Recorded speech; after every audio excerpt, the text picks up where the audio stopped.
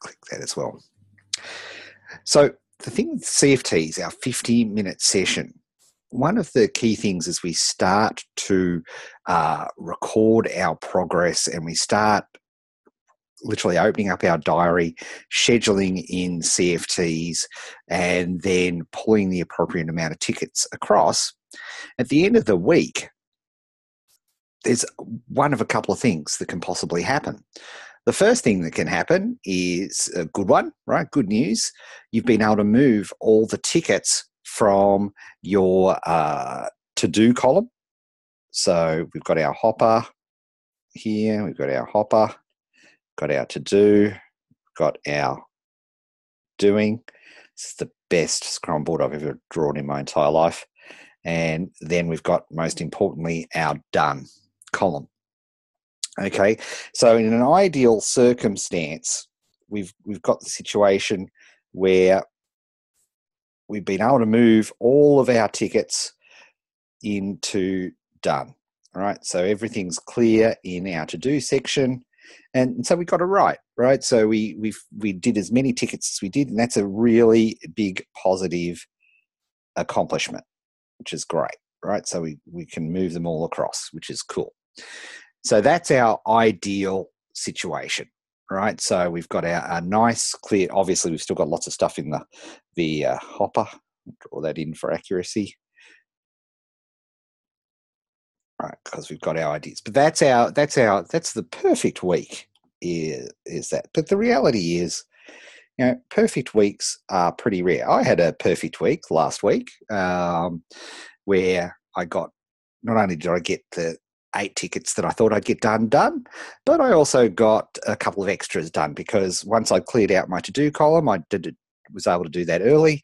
So I was able to take a couple of tickets from the hopper and get those done as well. So that's the ideal week, if you will, right? That's our ideal circumstance. However, for me, that's a 50% situation, because what can often happen is we find that we still have some tickets in our ready column, right? That is a totally legit thing that happens. It's not our ideal scenario, because when we talk about the Zeigarnik effect and wanting to clear our board, and also from the perspective of just remember we talked about it's not whether you do, like, you may have completed all of these great tasks, 8 tickets, but if you find that you have 4 tickets left that you are hoping to do that week, that expectation, remember, it's the expectation that kills, right? Your brain will focus not on the 4 tasks, all these amazing tickets that you did over here, like you did your 8 tickets. You'll actually focus on the 4 that you didn't do, right? And remember, everything that we do, every single thing that we do, particularly in the academy, is all about, particularly in the first month of our cycle, is about establishing a cadence. Okay, and what we mean by that is establishing if we can do 2 CFTs, which is about the minimum, 2 50-minute periods a week on our academy project. Well, we need to establish that cadence as the minimum. If it's 3 CFTs, we need to establish that as the minimum. Now, what will have happened, particularly when you're starting early, because remember, human beings absolutely suck at being at estimation. We are horrible at it. It doesn't matter whether you're an expert, it doesn't matter whether you're a beginner. We universally, the stats are in, when it comes to estimating things, human beings are terrible.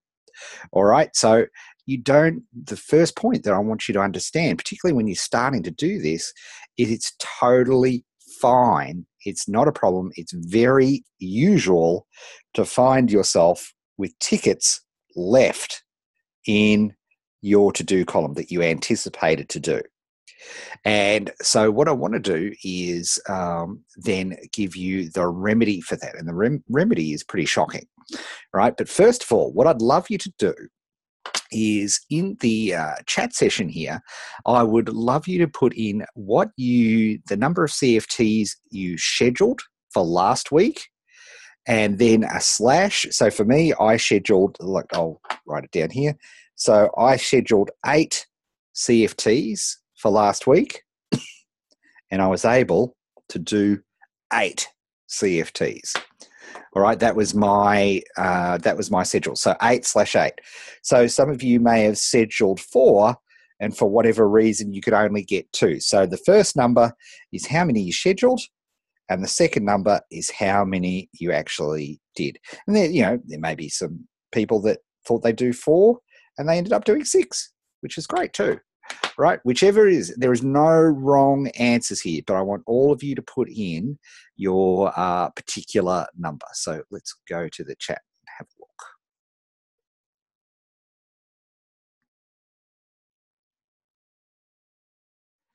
look. Okay, it's like a lottery machine coming up.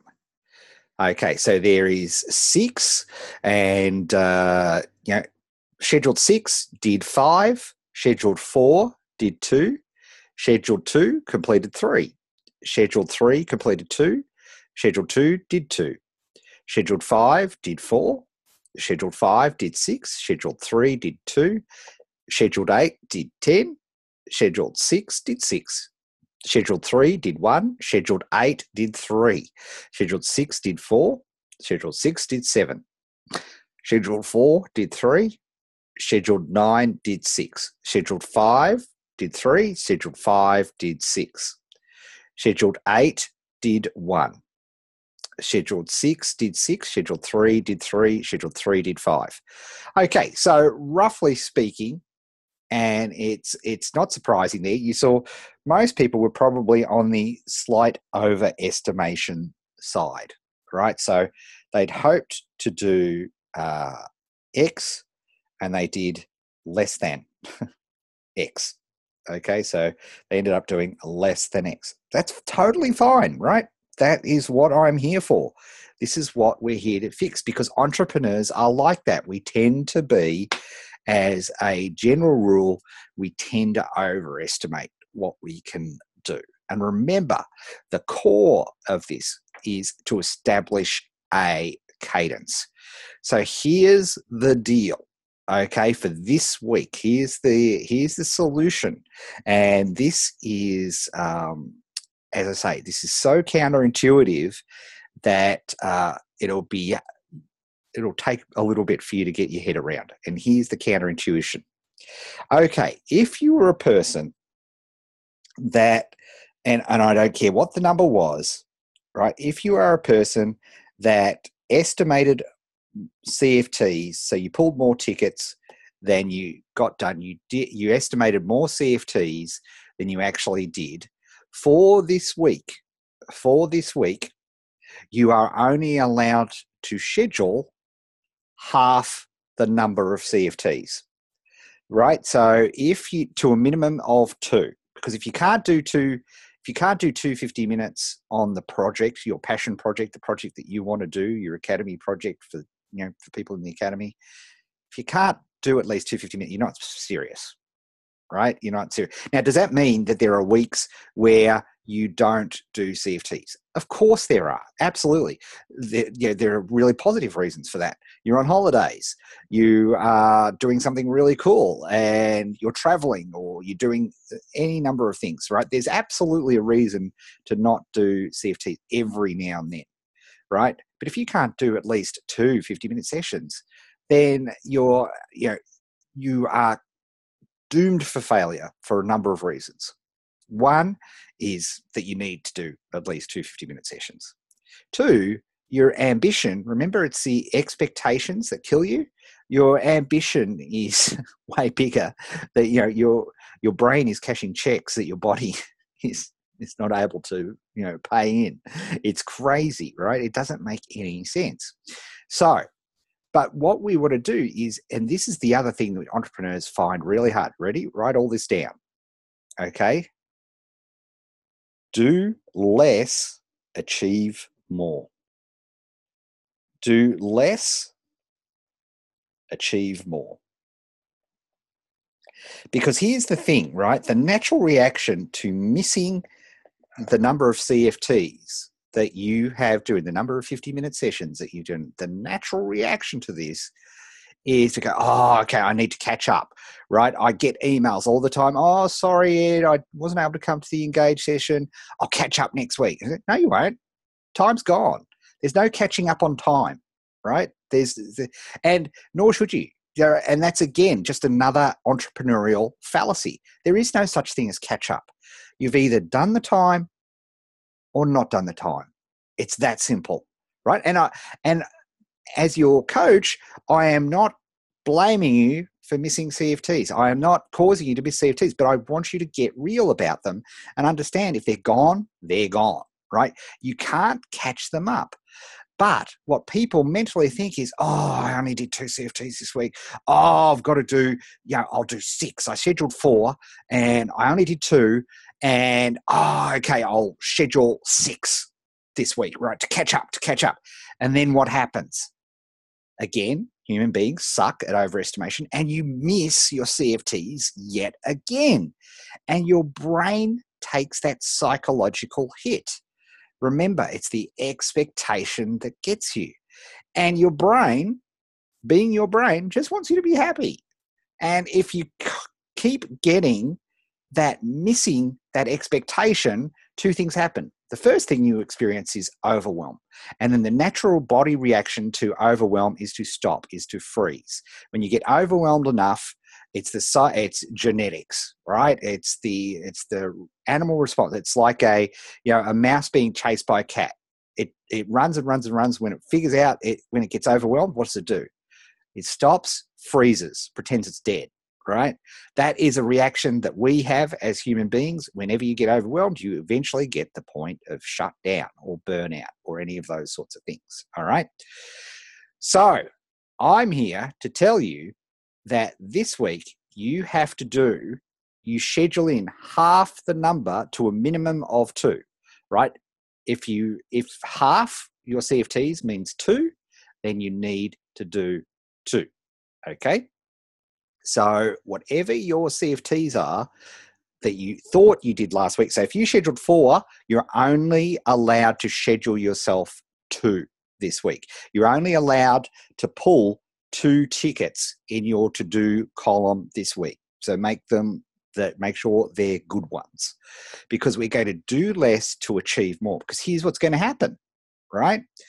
Is by halving what you estimated last week to a minimum of 2, right? I'm not letting you get away with none, right? Or 1, because again, like I said, that's not serious, right? If you can't, out of 164 potential CFTs that you can do during a week, the fact that you can't do at least 2 out of 164, there's a problem. This is an intellectual exercise. It's it's like you're watching a TV show. It's not real. Okay, so if you can't do at least 2, that's fine. But here's the positive. Okay, here's the positive element of this. By getting the 2 done and moving into your done column, because your expectations, I have just set your expectations as coach as half of what you thought they would be last week. You get exactly the same chemical rush, the same dopamine rush as if you had picked 2 in the first place. It doesn't matter that it's way less and you did it super easy. I don't care. Nor does your brain. All it goes is, wow, I was successful. And we build success. And then there's no law to say, hey, okay, I did my 2. There's no law to say you can't do more, right? There's no law that says, or if you estimated 8 and you only did 6, well, this week you can only estimate 4, right? You can only do 4, right? Because we're wanting to give you a win. The only way you're going to establish cadence, you're never going to establish cadence and rhythm in your business if you do not, listen very carefully, if you do not establish a baseline. There's no way that you can do this, right? If you're constantly chasing yourself and going, oh, you're giving yourself an intellectual deficit. Oh, there are 2 CFTs I should have done last week that I'm going to need to make up this week, right? And you already missed the 2 last week. So you do that and then you miss it again and then you miss it again and you miss it again. And eventually what happens is you drop out. And that's how working on projects, how you drop off and then you find yourself watching Housewives of Atlanta, and all of a sudden that progress on that passion project, your academy project, whatever it happens to be, is completely gone. Okay, so just before, I'd love to get your feedback. What's the biggest aha? Just in the comments, in the chat, what's your aha out of this little lecture of the CFTs? I'd just love to know from you, what is your biggest aha?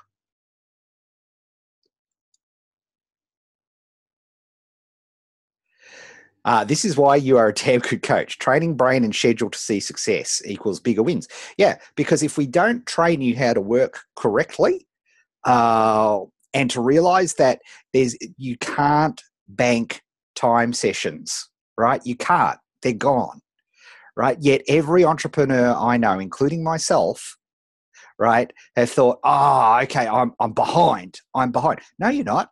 You're not in a race with anybody. There's no course here at the academy. Nobody cares whether you do your business or not. Nobody gives two hoots whether you give your business. I care. I do. I really do care, right? But the reality is, if you didn't do the number of sessions, they're gone. There's no catching up. So, Michael, overestimation starts a vicious cycle. This method is so good. Took me a while to get it. The remedy is brilliant. It's such a relaxing way of looking at it. It should be a relaxing way, but this is not about being lazy, though. In some ways, I'm a harder taskmaster than anybody you've ever had, right? Because I expect for you to do, and like I said, if you're not doing at least 2 CFTs, then it's a joke, right? But setting yourself up, Carlo, you're right, set yourself up for rewards, managing expectations, keeping your brain happy. Because once we've got that once we've got that cadence, then when we hit a sprint month, what we're able to do is we can put the pedal down and we can go, like if you've been training at 2 CFTs, and imagine they're weights, right? You've been training at 2 CFTs. Then when we hit a sprint month, then all of a sudden, adding in that extra weight, you can do that extra weight for a month. You can do the extra weight for a little bit because you've been training at the 2 CFTs. And then we get that stuff happening. I didn't know the dopamine effect on the brain is the same whether I chose the target number or if the target was chosen from me. As long as I reach the target, celebrate regardless. And it doesn't matter whether you celebrate or not. Your brain's subconscious. I don't care about you and what you do. I care about your brain and what it does, because it is a machine. It is a very predictable device, right? It is very super predictable. The studies and the science on it are incontrovertible, right? And for me to get you into a work habit of something that is not life or death, and unfortunately, that's the other thing, right, is your project is not life or death. So there's no point, right? Your project, your academy project, is the first thing that gets dropped when some drama happens in your life. And newsflash, folks, there's always going to be drama. I used to think that, when you make millions of dollars and everything, your life is sweet. No more dramas. No, the dramas just become exponentially bigger. That's the truth, right? Sorry, newsflash. Your capacity to deal with drama increases, and as your capacity with drama increases, so does the drama. But that's life, right? That is what life is. It is a series of brick walls, and you just have to learn how to get over them. You have to let go of the past. I picture you as Obi-Wan saying, let's go, Luke. Oh, Yoda-ish. 2 Yoda references. Thank you very much. It's not the number of CFTs done that matter, but completing scheduled CFTs. And I would even refine that, Reza. You're absolutely right. It's the actual, whatever you've actually given your brain the expectation of, and just as I've said, I've halved your expectations if you missed your CFT, right? If you missed it. Because here's the other part of I'm not talking about this now, but of course, what I'm going to do as your coach is once we've established your cadence, let's say it's 2 CFTs a week, right?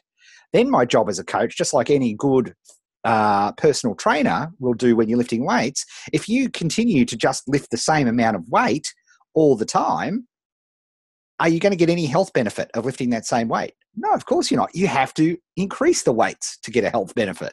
So, newsflash, little sneaky thing, That's why, you may think, oh, isn't Ed nice? He's just so cool. He's telling me to do half the work that I did last week. Oh, I'm just wanting you to establish a cadence, right? And once we've got that cadence established, then my job is to increase the weights, right? So let's make sure that is the case. Venga has to go. This is it's beyond a joke now. I appreciate you holding me to the process. I'm eternally amazed at my resistance to any structure and yet overestimate my capacity to cram stuff in. It's natural, right? This is not a surprise. How can I be it's because it's human nature. It's not your fault. It's just the way you work.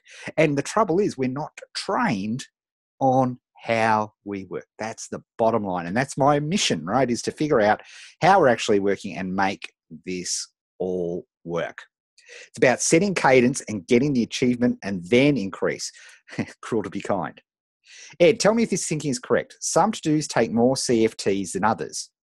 Have to choose a to-do that will take 50 minutes or less to get the ball rolling to move it into the done column. Otherwise, I could put CFTs and be stuck in doing it. That's totally true. And that's why we chunk in 50 minutes. So if you're constantly finding that whatever you're creating on your Post-it note is taking you more than 50 minutes, you have to reword it. You have to rewrite it, right? You have to rewrite it to be in such a way that you get the win inside the 50 minutes. Classic case. Say you're writing, let's be ridiculous just to make the point. Let's say you write a book in your Post-it note, right? That is obviously going to take more than 50 minutes, unless it's a very teeny tiny book, right? So that's no good.